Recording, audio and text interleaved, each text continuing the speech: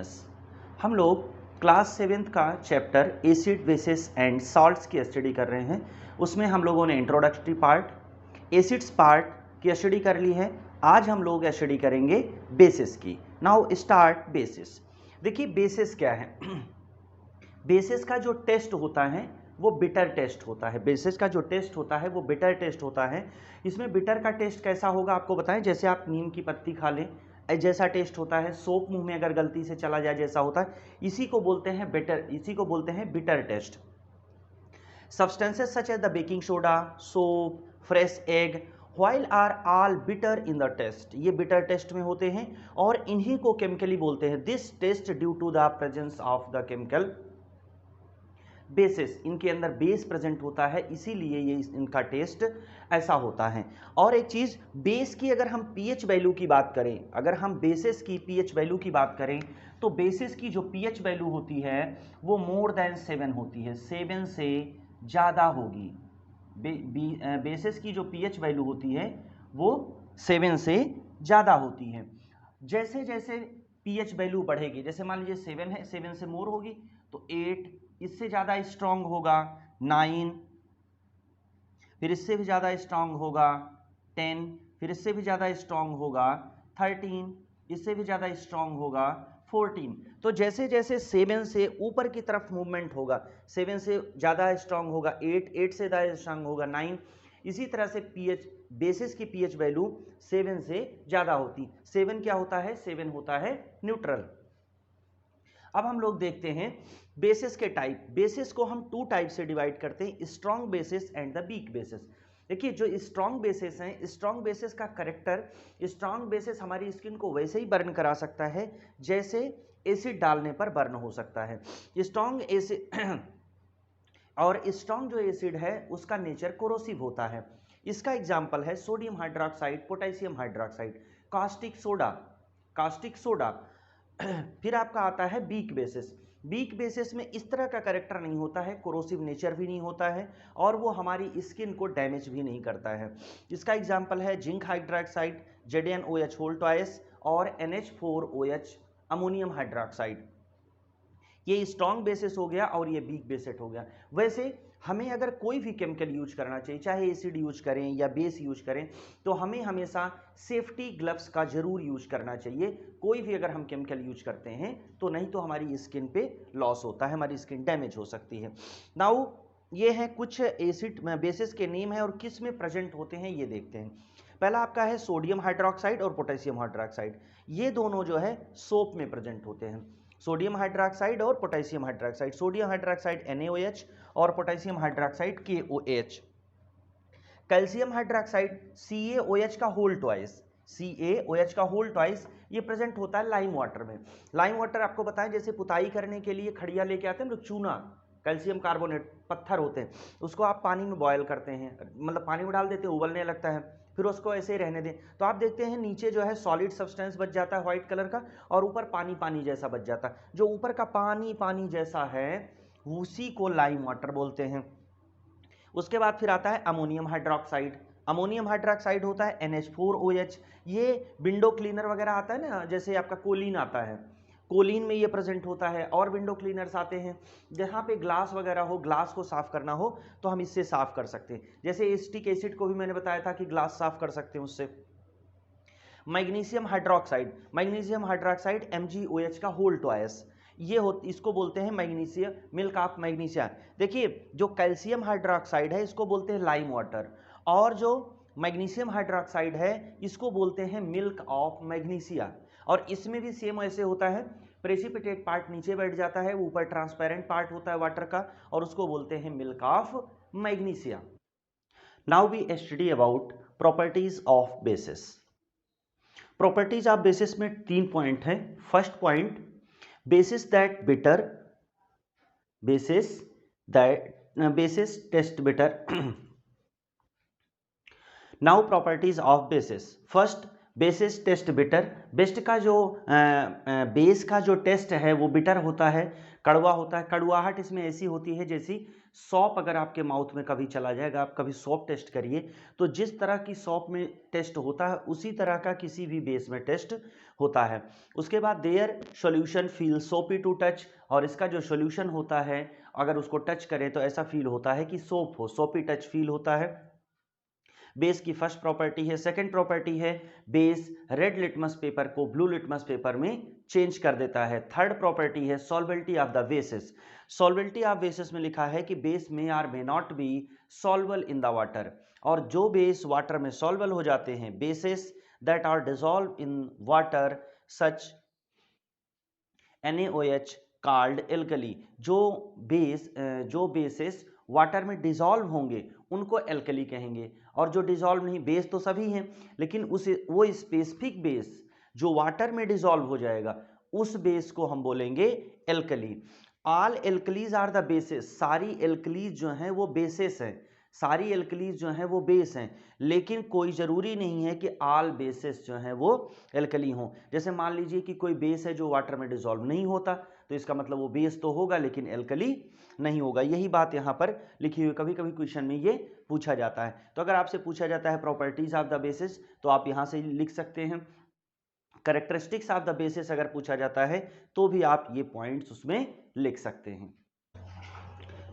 Now we read usage of bases. इसमें जो हम फर्स्ट बेस की स्टडी करेंगे sodium hydroxide. Sodium hydroxide that means NaOH। It is used in manufacturing of the soaps and the many detergents. Soap और detergent का formation होता है। देखिए सोप क्या है, सोप वो है जो हम लोग नहाने के काम में यूज करते हैं, for the bathing and for cleaning of our clothes. दो चीज में यूज करते हैं सोप। डिटर्जेंट्स होते हैं ये भी सफाई के काम में आते हैं। जिस तरह से सोप होता है, जैसे आपका सर्फ एक्सेल है, सर्फ एक्सेल ये क्या है, ये है डिटर्जेंट। घड़ी सोप है, ये डिटर्जेंट है। तो इस तरह से सोप और डिटर्जेंट के बनाने में इसका यूज होता है। फिर आपका आता है drain cleaners contain the NaOH। जो ड्रेन क्लीनर होता है वो NaOH को कंटेन करता है, which is the fat and the grease. जैसे मान लीजिए घर से हम लोगों का ड्रेनेज जाता है, उसमें आपका घर से निकला हुआ ऑयल है, घी है, रिफाइंड है, या मान लीजिए फैक्ट्रियों से ग्रीस है, मोबिल ऑयल है, वो सब जाता है। सोडियम हाइड्रोक्साइड के साथ ये रिएक्शन करके सोपी केमिकल फॉर्म करता है। ये फॉर्म करता है सोपी केमिकल, या उसको हम सोप भी बोल सकते हैं, जो कि वाटर सॉल्युबल होता है। वो वाटर सॉल्युबल होता है और ड्रेन को साफ कर देता है, ड्रेन सिस्टम को क्लीन कर देता है। उसके बाद आता है sodium hydroxide. It is used in the manufacturing of the papers and textiles. ये इसका फॉर्मेशन, पेपर फॉर्मेशन, जो पेपर हम लोग पेपर का यूज करते हैं किताब वगैरह बनाने में, सादा पेपर यूज करते हैं, उसके जो फैक्ट्रीज होती हैं उसमें ये सोडियम हाइड्रोक्साइड यूज होता है। और टेक्सटाइल आती हैं, मतलब कपड़ा मिल में, जो क्लॉथ मिल्स होती हैं जहाँ पर कपड़े का फॉर्मेशन होता है, साड़ियों का और सब कपड़ों का, वहाँ पर सोडियम हाइड्रोक्साइड का यूज होता है। Now we read usage of potassium hydroxide KOH। Potassium hydroxide का जो फर्स्ट यूज है, it is used in the processing of the chocolates, cocoa, soft drinks and in thickening of ice cream. Ice cream thickening का मतलब होता है ice cream का जमना, ice cream का जो डिज़ाइंस नहीं बनती उसी को थिकनिंग बोलते हैं। तो इसमें वो है, it is used in the processing of chocolate, chocolate की प्रोसेसिंग में यूज होता है पोटेशियम हाइड्रोक्साइड। कोकोया की प्रोसेसिंग में होता है, सॉफ्ट ड्रिंक बनाने में होता है, और थिकनिंग ऑफ आइसक्रीम में यूज होता है। Next one is the it is involve in the many items such as liquid soap, solutions, shampoos, hair sprays and denture cleaner. ठीक है, तो इन सब चीज़ों में ये यूज होता है। तो जैसे लिक्विड सोप आता है, जैसे हैंड वॉश आता है, हैंड वॉश में पोटेशियम हाइड्रोक्साइड होता है। शैम्पू आता है, उसमें यूज होता है।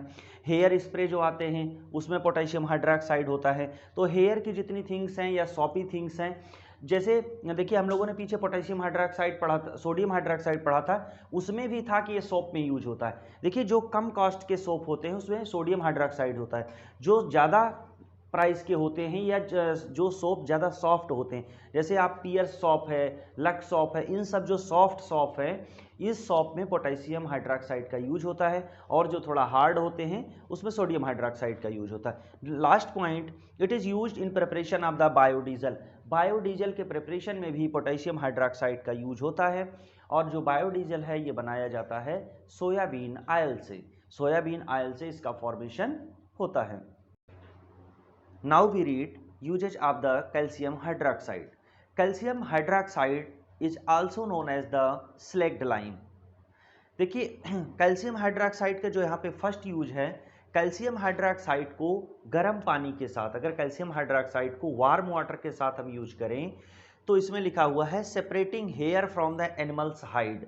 मतलब जो एनिमल की, जैसे लेदर बनाने के लिए लेदर का यूज कहाँ से होता है, जितने भी एनिमल्स होते हैं, जितने भी एनिमल्स होते हैं उनकी जो ऊपर की कवर होती है, मतलब उसकी खाल बोल सकते हैं, उसकी खाल पे हेयर होता है, उसके हेयर को हटा करके ही लेदर का फॉर्मेशन होता है।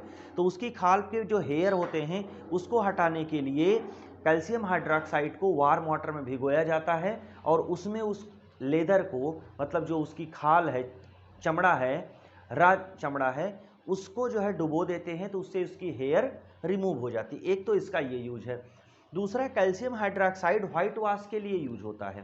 कैल्शियम हाइड्रोक्साइड व्हाइट वॉश के लिए यूज होता है, और इससे मान लीजिए कि किसी ने अपनी दीवार की पुताई कर दी, व्हाइट वॉशिंग कर दी, उसके बाद ये क्या होता है, इन्वायरमेंट में जो कार्बन डाइऑक्साइड प्रेजेंट होती है, जो कार्बन डाइऑक्साइड प्रेजेंट होती है, वो उस कार्बन डाइऑक्साइड के साथ रिएक्शन करती है और कैल्शियम कार्बोनेट का फॉर्मेशन करता है, और ये कैल्शियम कार्बोनेट ही है जो उस वॉल पे एक शाइनिंग ले आता है, उस पर एक शाइनिंग ले आता है। पहले आप इससे जब आप पुताई करेंगे तो उतना ज़्यादा क्लियर नहीं होता है, लेकिन जब उस पर धूप पड़ती है, 2 दिन, 1 दिन 2 दिन बाद देखिए तो उसमें शाइनिंग आ जाती है। उसकी शाइनिंग कैल्शियम कार्बोनेट के बनने की वजह से होती है।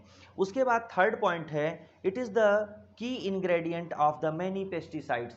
बहुत सारे पेस्टिसाइड्स के बनाने में इसकी अहम भूमिका होती है। पेस्टिसाइड्स बनाने में इसका यूज होता है, किसका, कैल्शियम हाइड्रोक्साइड का।